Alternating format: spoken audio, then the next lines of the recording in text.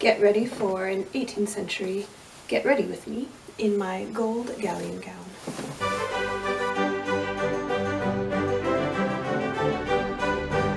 Maternity edition. I am 39 weeks pregnant at the time of this recording. Could be any day now, so I'm really cutting it close to the wire. I wanted to get this video in before I give birth to show how my maternity stays work, among other things. So this is sort of a companion video to my CocoVid video, What Did Pregnant Ladies Wear in the 18th Century. So let's dive right in. I'm going to change into my contacts quick.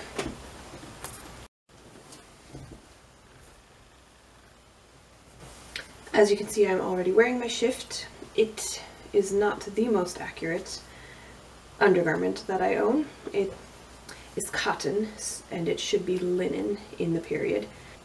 The shape is fairly good, I think. I made it from this pattern way back in the day, which is also the pattern that I modified quite heavily to make my maternity stays, which I'm going to demonstrate now.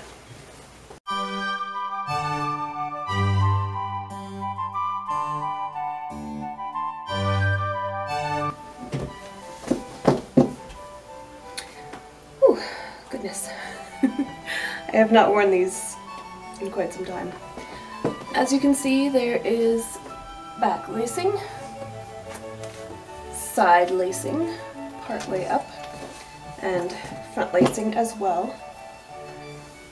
And I made a stomacher after I was no longer using these as maternity stays, and I found that they didn't close all the way in front after I had my daughter, because suddenly I had boobs. I have not bound the edges of the stomacher yet. That's on my to-do list, but eh.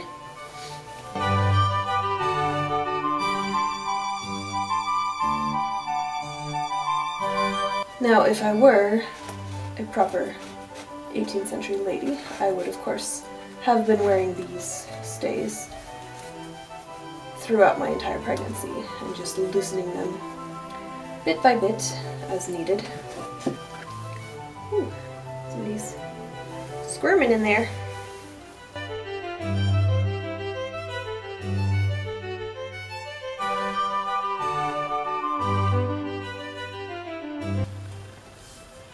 As you can see, these are spiral laced.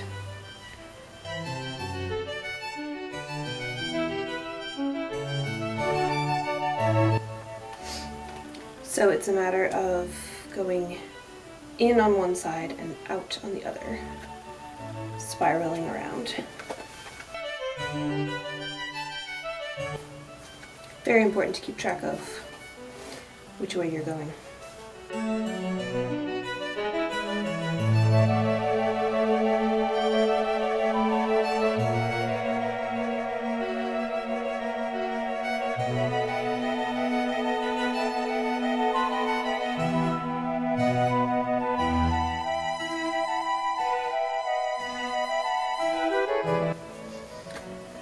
Okay, I think I'm going to leave the bottom two eyelets unlaced because I've run out of cord. But that's fine. I'm just going to tie a quick knot.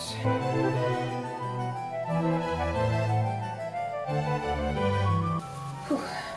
Okay, so I've got as conical a shape as I'm going to get in my present condition.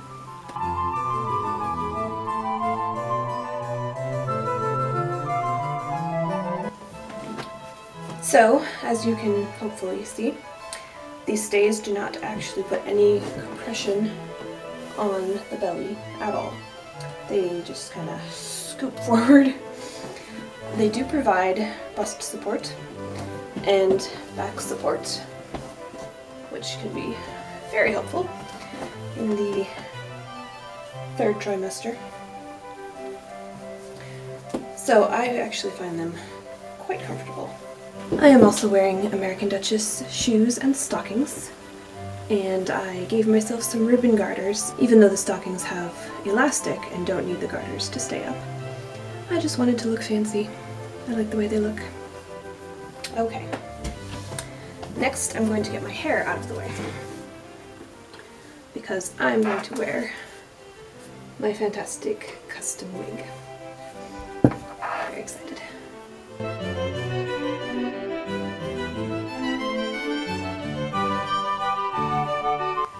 Now I want my hair to be as flat to my head as possible so that the wig fits properly.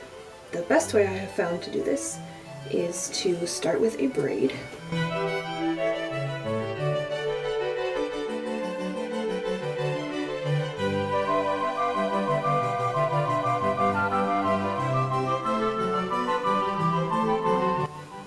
Now I'm going to wrap this braid, laying it flat on my head.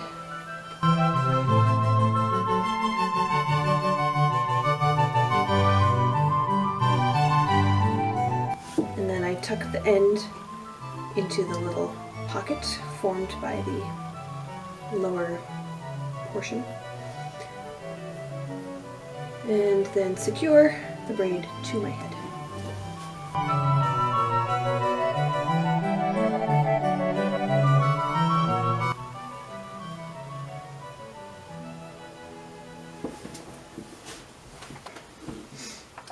Now for the wig, I followed the instructions on the Custom Wig Company blog for blocking the lace front with twill tape and pins for hairstyling and storage. So now I just need to take those out. I have my wig on a wood hat form that I bought on Etsy many moons ago.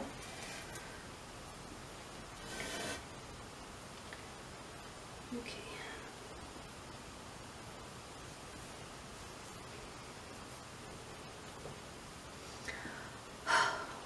I love that moment. It's so satisfying.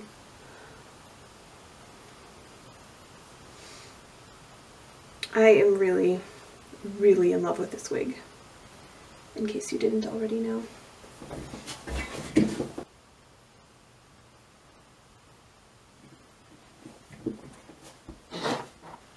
Okay, now let's do some makeup. I'm going to go pretty minimal. I'm going to fill in my eyebrows with LBCC Historical Burnt Cloves, which is one of my favorite cosmetic things ever. It's just fun, and they smell so nice. And it's okay that the color doesn't match my hair, because the aesthetic in the 18th century was for soft, dark, not super defined eyebrows. And often the hair would be powdered. I didn't powder mine because that's a commitment, and I do want this wig to work for multiple eras of historical hairstyles, so I'm leaving it unpowdered for now. I may pomade and powder it one day in the future. Alright, now for eyelashes. Mascara wasn't really a thing, as far as I know, in the 18th century, but I like to be able to see my eyelashes. I use Besame Cake Mascara.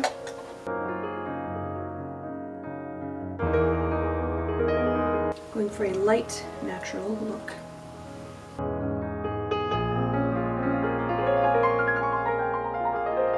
Now I'm going to combine two products for my lips. I'm going to use, once again, Besame. This is actually Cream Rouge in Crimson. Just going to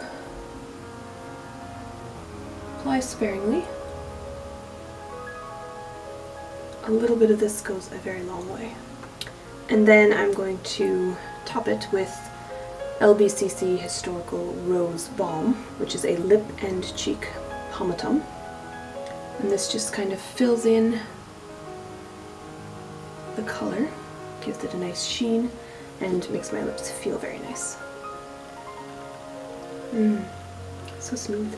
Now I'm going to do the same process on my cheeks, just to give a little bit of a rosy glow, which I have a fairly good blush already. I have noticed in the third trimester of this pregnancy that my cheeks have been quite pink. So now I'm just trying not to overdo it. I may have failed. Going to powder a bit. Tone that down. Okay, so that's hair and makeup done. Now time to finish getting dressed. I'm going to start with a pocket. I don't really need a pocket because I'm going to wear pocket hoops, which have a lot of room in them, but I really like this one. Next, the pocket hoops to give the proper shape to the skirt. I followed a tutorial by the Dreamstress for making these, and they went together very quickly and easily. And they're just the most fun to wear.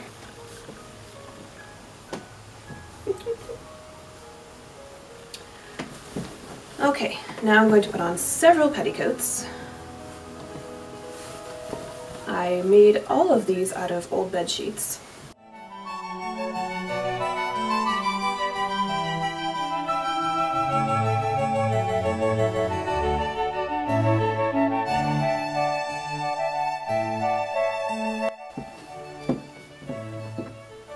Now this one, you may have seen in a previous video. I also can wear it with these straps over my shoulders for Regency. And for 18th century, I just tuck them into the pocket slits.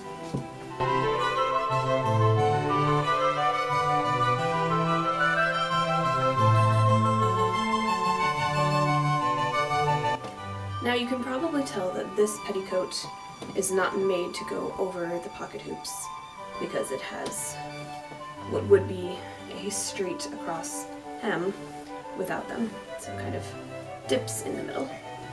But that's fine because it's just underneath an underlayer. Now this petticoat I did make to go over the pocket hoops, so I will show you how that works.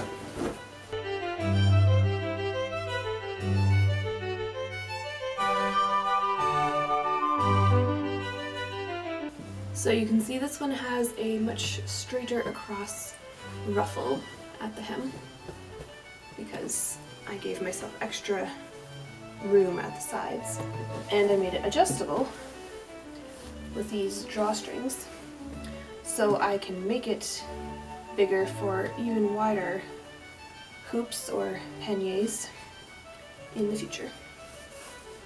Now finally, the gown petticoat.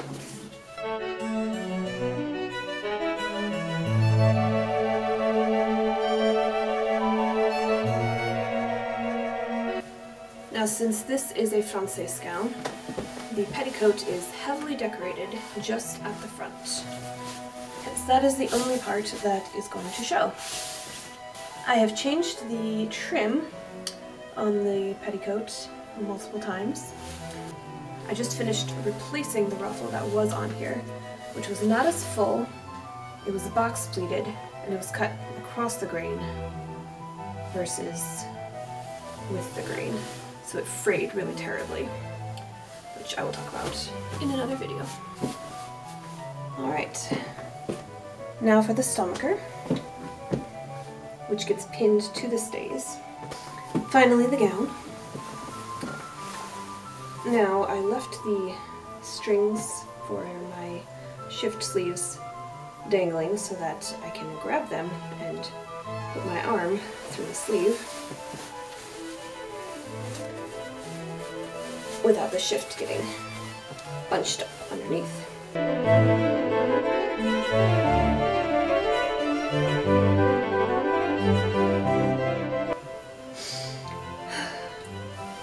I forgot that this needs to close under the stomacher. Okay, that's fine. Francais gown is adjustable in multiple ways, which makes it really perfect for pregnancy. The pattern I used is the J.P. Ryan Francais and Petticoat. It's a great pattern. I can highly recommend it, especially if you've never made a Francais gown before and you're intimidated, which I certainly was. I have a whole series of blog posts on making this gown, which I will link in the description. And I made it when I was pregnant the first time because I wanted to attend the annual Francais dinner and I needed something I could wear while pregnant because I was 6 months along at the time. And then I wore this gown 3 more times while I was pregnant. Got a lot of use out of it, a lot of use out of my maternity stays. And as you can see, it is very adaptable to changing size. These edges meet when I'm not pregnant. And it is also adjustable in the back, which I will attempt to show you without ruining my hair.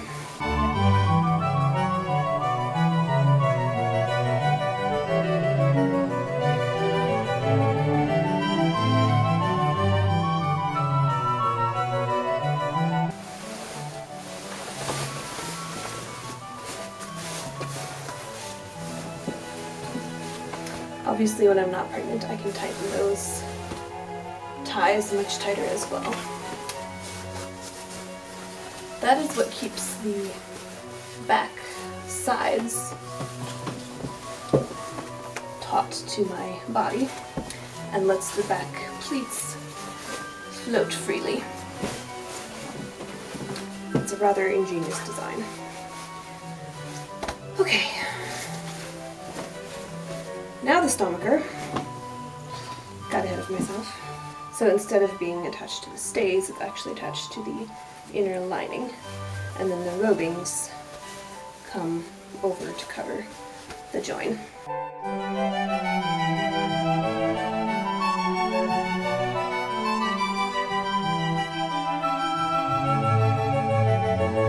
You can very cleverly hide the pins underneath the trim on the robings.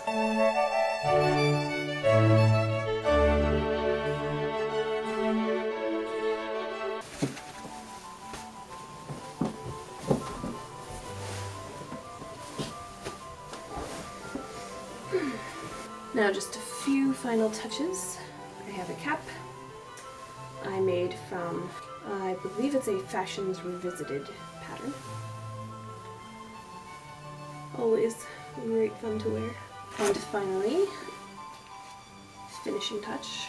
This is a set of jewelry I got for Christmas from my friend Zoe. Thank you, Zoe. It is Dames a la Mode. Ooh, I love it. This is my first time seeing it on with an 18th century gown, so.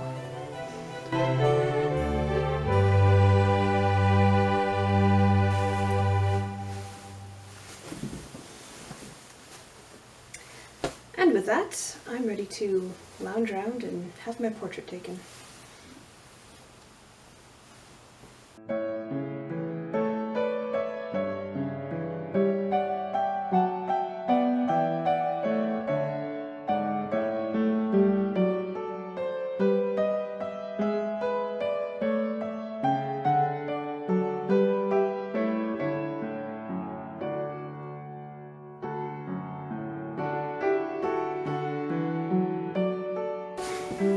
So that's the gold galleon gown and my maternity stays. I plan to do another video showing all of the different ways I can wear this gown because I now have 3 stomachers for it. And I would like to make a contrasting petticoat to wear with it as well. And I also decided while I was working on this stomacher that it would be fun to make a bunch of gold bows and stick them all over the place. So, even more variations are coming. Stay tuned. And if you liked this video, please do give me a thumbs up, and if you would like to see more, definitely subscribe. Until we meet again.